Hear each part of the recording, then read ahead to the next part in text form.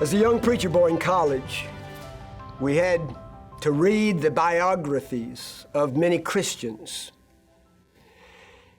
And sometimes I think we make a mistake by we say the biographies of great Christians. I like to turn it around and say, no, these are biographies of a great God who uses normal people. But I remember reading and hearing of the stories of George Mueller. Perhaps the most familiar story of George Mueller was when they had run out of money and they had no food for the children. But as was their manner, the children had gathered around the table. They were standing behind their chairs. The plates were on the table. The glasses were on the table, but there was no food. And George Mueller said to the children, let's pray and ask the blessing on that which God is going to provide.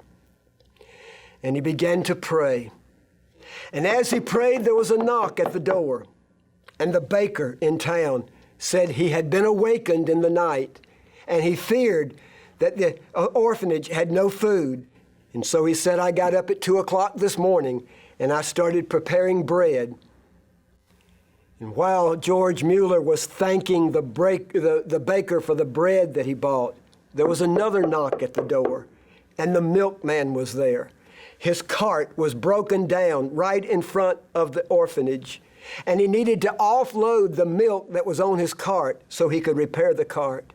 And that morning they had bread, and that morning they had milk. You see, George Mueller learned this truth as well. The truth that David speaks of in the Psalms, my expectation is of the Lord. The truth that Elijah knew, the truth that Elisha knew, the truth that Paul knew. My hope, my trust, my confidence is in God only. And when your expectation is in the Lord, guess what? You can anticipate He's going to show up. He may bring bread, He may bring milk, but He is going to show up. There's a story I'd not been familiar with. I read just this past week. It was when George Mueller came to the United States. I'd like to give you the account. He set off for the United States in August 1877. And off Newfoundland, the weather had turned cold, and the fog had so engulfed the ship that they could not see anything. And the captain had been on the bridge for 24 hours when something happened that he said would revolutionize his life. George Mueller appeared on the bridge. And George Mueller said, Captain, I've come to tell you that I must be in Quebec by Saturday afternoon.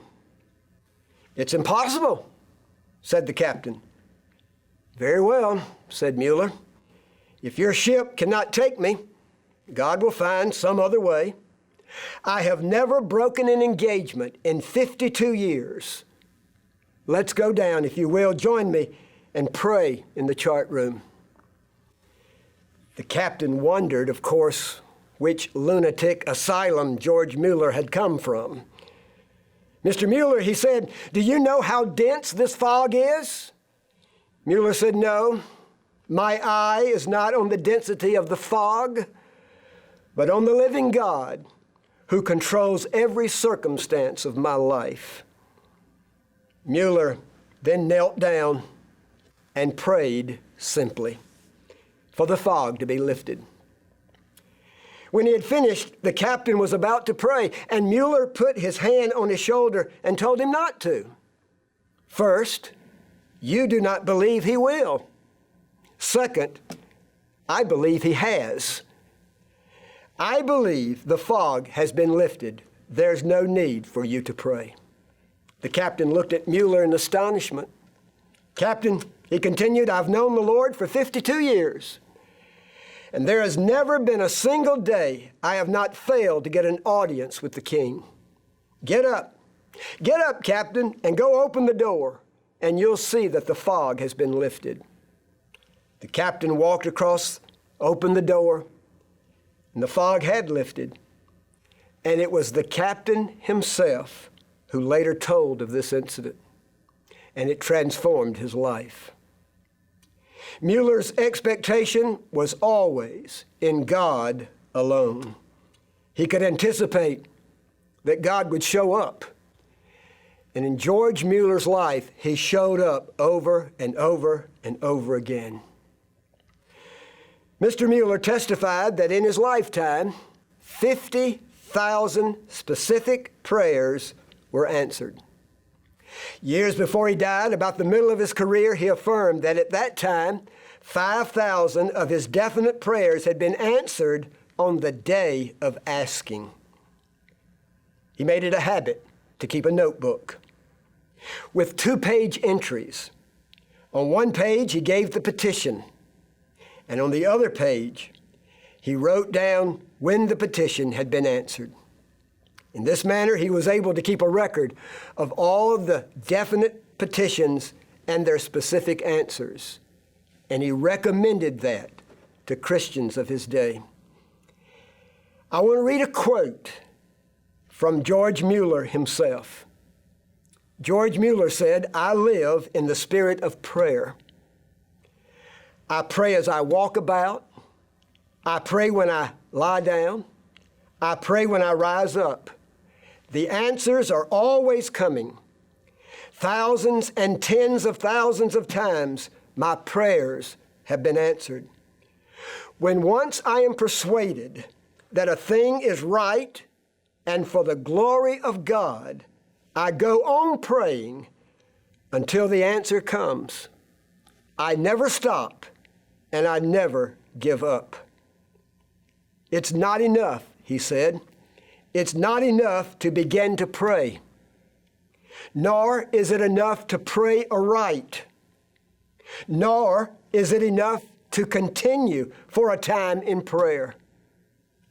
But we must patiently, believingly continue in prayer until we obtain an answer. And further, we have not only to continue in prayer to the end, but we're also to believe that God does hear us and will answer our prayers. We talk about anticipating new heights.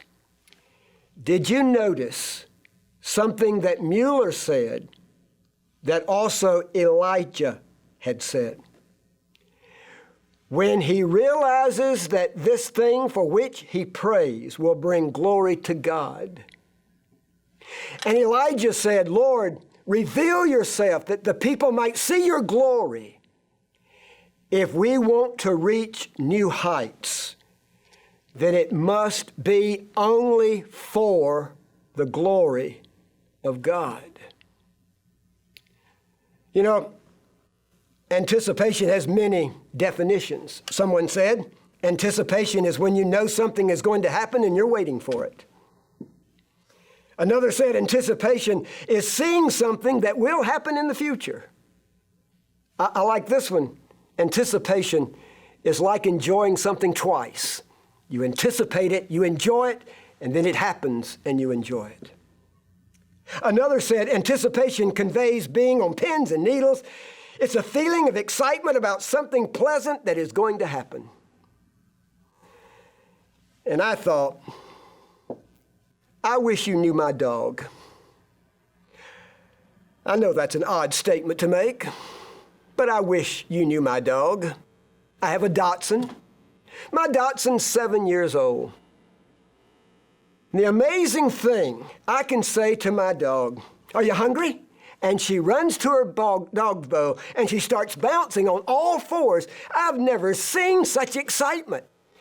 And she's eaten the same thing twice a day for 7 years. Nothing has changed, and she's just excited today as she was the first day she tasted it. I started thinking, we go to the same building. Pastor comes to the same church building. The school administrator to the same building. The monitors to the same building. We sit in the same chairs. We go to the same offices. We see the same children. We see the same adults. We see the same people day after day after day. But could I ask this question? Is there really an expectation that something is going to happen today? Are we anticipating that God will show up? Pastor, do you have needs? School administrator, do you have needs? Monitors, supervisors, do you have needs? Do your children have needs? Do their families have needs? Are there those that need to be saved? Are there those that need to get right with God? What's your expectation? God wants to save all. We know that. God wants to light a fire in all of his people. We know that. What's our expectation? I think sometimes we get in a rut and we don't expect anything to happen. But I want you to understand, if your expectation is of God, you can anticipate God will show up. God will change lives. God will meet the needs of your church. God will meet the needs of your school. God will meet the needs of the students and their families. Because every time we anticipate from God's expectation, he shows up. How do we reach new heights? How can we anticipate new heights? I think George Mueller has given us the answer.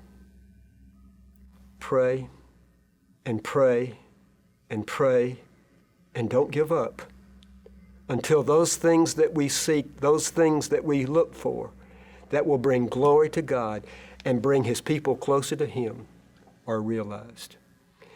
And my prayer for you, for your school, for your church, is that you will anticipate God is going to show up today. Father, may our expectations be in our God alone. Because when our expectations are in our God, we can anticipate without a shadow of a doubt, you're going to show up. Show up at our school today. Show up in the lives of our kids today. Show up in the lives of their families today. And use our ministries to bring glory and honor to you. For we ask it in Jesus' name. Amen. Anticipation. The best is yet to come.